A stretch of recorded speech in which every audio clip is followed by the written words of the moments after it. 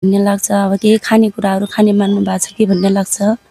तपाईँ यो अवस्था देख्दाखेरि आमाको बाहिर आफन्तको घर छिमेकीमा कहिलेकाहीँ यसो आत्तिको बेला जान त सक्नुहुन्न, सायद आमाकै कारण होला। आमाकै कारण हो। अब आमालाई स्याहार गर्नुपर्छ, आमाको छेउमा अब एकछिन छोड्न पनि मिल्दैन।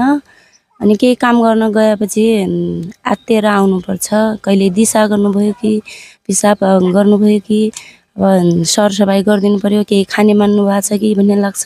अनि हजुरको माइत कुन ठाउँमा हो? मेरो माइत रुकुम सिमरुतु।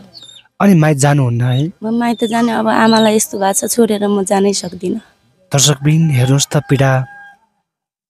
जो जन्मदिनै बा आमालाई भेट्न जाम भने पनि आमाको अवस्था, जो सासु आमाको कर्म घरमा आएकी ती बुहारी अहिले सासु आमाको मेरुदण्ड भाँचेर एकदमै घरभित्रै दिसा पिसाब गर्ने, खाना खुवाउने व्यस्त हुनुहुन्छ।